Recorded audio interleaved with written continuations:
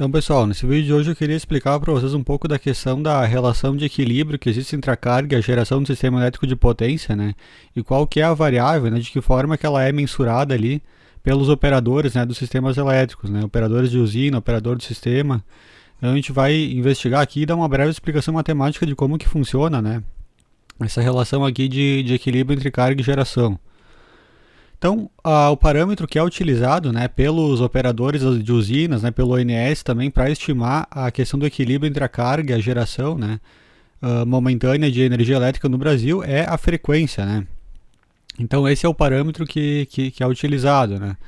A frequência aqui dada, né, em Hz, obviamente, né, como a gente já sabe.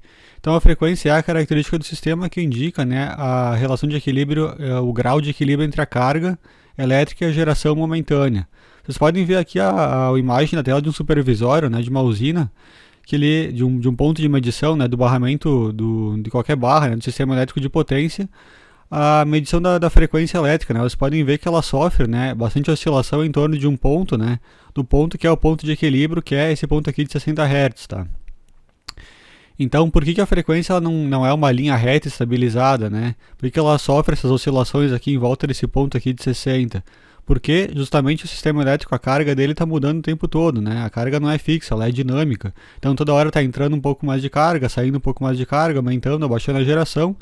E a geração ela tenta sempre se manter em equilíbrio com a carga, né? Que está sendo demandado instantaneamente. Só que, como ocorre variações o tempo todo, é praticamente impossível que essa frequência ela fique em linha reta aqui de 60, né? Então ela fica variando aqui ao redor desse ponto aqui. Só que a variação permitida para a frequência, né, a tolerância é realmente muito pequena. Então em situações normais aqui, né, de um equilíbrio dinâmico normal entre carga e frequência, a frequência ela tem que oscilar, né, muito pouco e ficar sempre entre 59, alguma coisa e 60, alguma coisa. Nesse caso aqui do Brasil, que a frequência de equilíbrio é 60 Hz. Tem países onde é 50. Então a frequência ela vai estar sempre oscilando aqui um pouco ao redor desse ponto aqui de equilíbrio, né? Bom, nesse slide eu quero mostrar para vocês, né, um pouco da questão da dinâmica, né, que ocorre aqui em máquinas síncronas para a gente entender o porquê que a frequência, né, que é o parâmetro ali que mostra, né, o grau de equilíbrio entre carga e geração. Vocês podem ver aqui, né, um rotor, né, um eixo elementar de uma máquina síncrona aqui, que é acoplado a uma turbina, que pode ser uma turbina hidráulica, né, de usina hidráulica ou de usina térmica, enfim, tanto faz. A questão, né, é que como é que funciona isso daqui, né, quando a máquina síncrona está operando como gerador, né, que é o foco desse vídeo. Eu vou ter uma turbina, né, que vai estar acoplada a esse eixo aqui, e essa turbina vai imprimir um torque mecânico, né, T mecânico, né, que está nesse sentido verde aqui. Esse torque ele vai fazer essa turbina girar no mesmo sentido aqui vai gerar uma velocidade que vai, né, tá de acordo com esse sentido aqui do torque mecânico. Então, torque aplicado nesse sentido verde aqui, velocidade resultante do eixo vai ser nesse mesmo sentido aqui.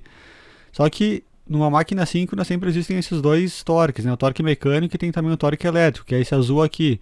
E os dois vão estar sempre em oposição pela questão da conservação de energia, né? Nesse caso aqui a máquina operando como um gerador síncrono, ela está consumindo, está exportando potência elétrica ativa, e essa potência elétrica ativa, né, ela é proporcional a esse torque elétrico aqui.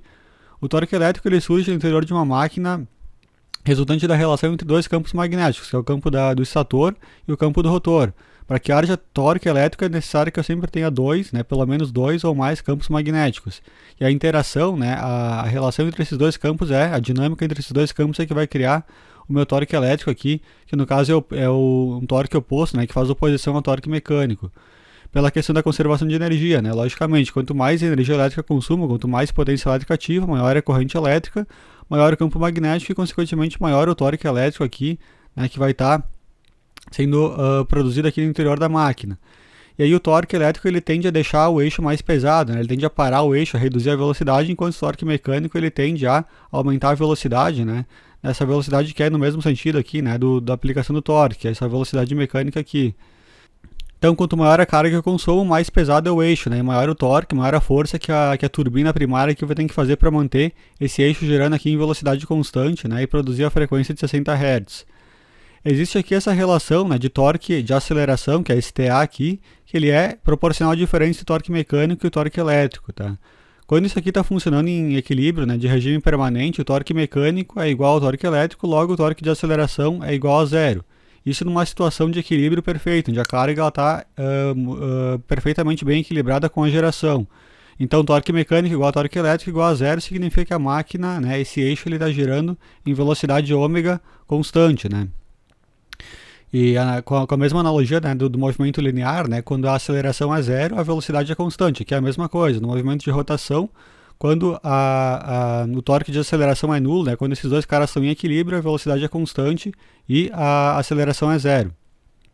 Bom, mas aí a questão, né, quando é que esse torque de aceleração aqui ele vai ser diferente de zero? Sempre que existir uma disparidade, né, entre torque mecânico e torque elétrico, esse cara aqui ele vai ser positivo ou ele vai ser negativo. Ou seja, um torque de aceleração positiva, né, significa que a velocidade do eixo tende a aumentar, ou um torque de aceleração negativa significa que a velocidade do eixo tende a diminuir. Quando o torque mecânico for momentaneamente maior que elétrico, né, ou seja, por exemplo, ocorreu uma perda de carga, né, ou seja, um degrau de carga de potência elétrica ativa, né, que caiu fora do sistema, né, do gerador, como a constante de tempo elétrica ela é geralmente muito mais rápida, né, o torque elétrico ele vai reagir instantaneamente junto com essa queda de potência elétrica. E o torque mecânico ele demora um pouco mais para reagir, né, porque as constantes mecânicas elas têm tempos de reação maior, então a tendência da velocidade aqui é subir, porque eu perdi um pouco de potência elétrica, o torque elétrico cai, o mecânico ele instantaneamente ele fica maior que o elétrico, eu vou ter um torque de aceleração positiva, a velocidade cresce. Agora, se ocorrer o oposto, né, ou seja, eu jogar um degrau de carga de potência elétrica ativa no sistema, né, eu incrementar a potência elétrica ativa instantaneamente, o torque elétrico ele vai aumentar instantaneamente, né, e o mecânico não consegue acompanhar essa variação na mesma velocidade, o que vai acontecer é que o eixo vai ficar mais pesado e a tendência da velocidade desse eixo aqui é reduzir. Né, até que novamente que a máquina motriz primária traga esse cara aqui para um ponto de equilíbrio, né, e compense esse aumento do torque elétrico com o aumento do torque mecânico, e aí equilibre os dois, né, e faça o torque elétrico, o torque de aceleração aqui tender a zero novamente, que é o ponto de equilíbrio. Então, sempre que ocorre incremento ou perda de carga, né, no sistema elétrico aqui, eu vou causar momentaneamente uma disparidade entre torque mecânico e elétrico, que vai me causar uma aceleração positiva ou negativa, né, fazendo a velocidade tender a aumentar ou diminuir. Mas que relação isso aqui tem com a frequência elétrica, né? Porque a frequência é o indicador de equilíbrio, né? Porque a velocidade de rotação do eixo aqui está amarrada com a frequência, né? Através dessa expressão aqui que a gente pode notar aqui, né? Que é uma expressão bem conhecida aqui das máquinas síncronas, que relaciona a frequência elétrica com o número de polos e a velocidade síncrona, né? Ao qual esse eixo aqui está sendo posto a girar. Então, se momentaneamente a velocidade ômega síncrona aqui, né, subir pela questão do desequilíbrio aqui, né, do surgimento do torque de aceleração, a tendência da frequência é subir junto, né. Agora, se ocorre o oposto, né, se a carga fica maior que a geração, né, o que acontece? A tendência da velocidade é cair e a frequência cai junto. Então, por isso que ela é utilizada como parâmetro, né, de referência para estabelecer o grau de equilíbrio que a gente tem momentaneamente entre a carga e a geração do sistema elétrico.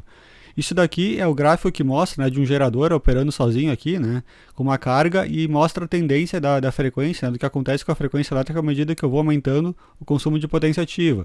Então vocês podem ver que quando a potência demandada do gerador é zero aqui no início do gráfico, a frequência do sistema é essa frequência vazio aqui. E à medida que eu vou aumentando a carga, né, que eu vou me deslocando para a direita, vou aumentando essa carga aqui, e paro nesse ponto aqui, a frequência ela cai num ponto menor que é o FPC, que é a frequência de plena carga. Então, que é menor do que essa daqui. Então, à medida que eu vou colocando mais carga elétrica, né, mais potência ativa, consumindo mais potência de saída da máquina, o eixo vai ficando mais pesado, porque o torque elétrico aumenta, e a tendência da frequência e da velocidade é cair. E para que essa frequência não caia, né, é preciso que eu compense isso daqui aumentando o torque mecânico, né, trazendo a máquina para o ponto de equilíbrio novamente, tá? Então isso daqui, né, reforçando esse aviso que eu já falei, né, mas falando de novo, isso aqui é zero, né, torque de aceleração é zero no regime permanente, tá, na operação normal da máquina, na operação de equilíbrio. E aqui embaixo, né, a relação entre potência mecânica e potência elétrica ativa, né, vocês podem ver que a potência mecânica ela só tem relação com a potência ativa, não com a potência aparente ou com potência reativa. Então, se eu aumentar a potência elétrica ativa aqui, né, eu vou ter que aumentar a potência mecânica, imprimindo mais torque, né, para que eu consiga igualar esses caras aqui e tenha isso aqui igual a zero. Por que eu não posso aumentar a velocidade, né, ao invés de aumentar o torque? Porque eu quero gerar uma tensão de frequência constante, né, de 60 Hz. Então a velocidade ela é mantida constante e o parâmetro que eu modulo aqui no meu sistema para aumentar ou diminuir a entrega, né, o consumo de potência ativa é o torque eletromagnético, né, o torque mecânico aqui no caso desse sistema aqui. Agora, no contexto do barramento infinito, né, falando desse contexto aqui mais especificamente, né, supondo um gerador aqui conectado nesse barramento infinito, né, esse gerador é um gerador aqui com uma potência muito menor do que a potência de entrega do barramento, e sempre que uma nova usina, né, uma máquina de grande porte lá inserida no barramento infinito, é feito vários, né, na verdade, estudos elétricos, né, para ver o impacto, né, que a entrada desse gerador aqui pode ter em cima do sistema. Mesmo ele sendo ele estando conectado a um barramento infinito, né, onde os dois conceitos ideais aqui é frequência e tensão constante, os estudos eles são feitos, né, sempre na prática, né, sempre que um gerador de grande porte ele é conectado para ver a perturbação que ele pode causar no sistema. Nesse caso aqui do barramento infinito ideal, ele mantém a frequência e a tensão terminal constantes, ou seja, o gerador que eu conectar aqui, ele não vai poder alterar, né, fundamentalmente, né, idealmente essas duas características aqui, que é a frequência, né, com que esse barramento aqui está imprimindo aqui no meu sistema, e a tensão terminal, tá? E esse gráfico aqui da direita, ele me mostra aqui, né, o comportamento desse gerador aqui inserido no barramento infinito. Como ele não consegue alterar a frequência, né, para qualquer potência PG1, PG2 ou PG3 que eu queira entregar, eu vou ter que estar entregando ela sempre nessa mesma frequência de linha reta aqui, que é a frequência, no caso aqui do Brasil, aqui de 60 Hz. Então, se eu quiser entregar essa potência PG1 aqui, eu vou trabalhar nesse ponto aqui, tá, que é o ponto de 60 Hz. Aí se eu aumentar a entrega de potência ativa, né, fizer mais torque no eixo ali para entregar mais potência ativa, eu vou entregar mais potência ativa, mas com a mesma velocidade, com a mesma frequência constante aqui de 60, nesse ponto aqui. Aí se eu quiser entregar um pouco mais de potência, aumentar mais ainda, eu venho para esse ponto aqui, né, PG3, que é a maior potência aqui, mantendo sempre essa frequência, né, nessa linha pontilhada aqui dos 60 Hz, tá? E para entregar mais potência, ele simplesmente, né, o operador aumenta o ponto de regulação da máquina motriz primária, trazendo ela para um ponto de frequência vazio cada vez maior. Então essa aqui a frequência vazio é menor, aí para o PG2 ela aumenta um pouco, né? E aí para o PG3 ela é o maior valor, né? Ou seja, significa que se eu retirar repentinamente toda a carga desse gerador aqui, ela volta para essa frequência vazio aqui maior, né? Que nem a gente viu lá no slide passado daquele comportamento. Então, independente da potência que eu consumo aqui, né, no lado esquerdo, ou que eu entregue aqui no lado direito, a máquina, né, o barramento, ele arrasta a máquina, o gerador, para entregar, para continuar em velocidade constante, para que manter a frequência aqui em 60 Hz, tá? E esse gráfico aqui, ele me diz aqui, né, que independente da potência reativa que eu injetar, né, do lado direito aqui, ou consumir aqui do lado esquerdo, eu vou estar sempre numa tensão terminal constante, eu não vou conseguir alterar a tensão terminal da máquina, né? Isso aqui é a característica do barramento infinito apenas, tá? Então, como é que eu faço na máquina síncrona para aumentar ou diminuir a entrega de potência reativa, né? Eu faço isso através da corrente de campo. Se a máquina estiver operando sobreexcitada, né, com corrente de campo elevada, sobreexcitada, ela está desse lado aqui, ela está entregando potência reativa, se comportando como um capacitor. Agora, se eu quiser que a máquina se comporte como um indutor e consuma potência reativa, né, eu venho para esse lado aqui e aí eu deixo a máquina, né, subexcitada, que é com baixa corrente de campo, tá? Agora, se a máquina estiver sozinha, né, fora do barramento infinito aqui sozinha, alimentando uma carga qualquer aqui, essa alteração da corrente de campo ela vai sim alterar a tensão terminal e não a entrega de potência reativa. Então esses dois gráficos aqui, né, esse da esquerda e da direita aqui, eles são para esse contexto específico aqui da máquina conectada ao barramento infinito, tá, pessoal? Bom, então espero que tenham entendido, tá, pessoal? Qualquer coisa qualquer dúvida deixar nos comentários ali que eu posso responder, né, se eu souber. Também vou pedir para vocês deixarem um like no vídeo, tá, se inscreverem no canal. Até a próxima aula, então, obrigado a quem assistiu até aqui, valeu!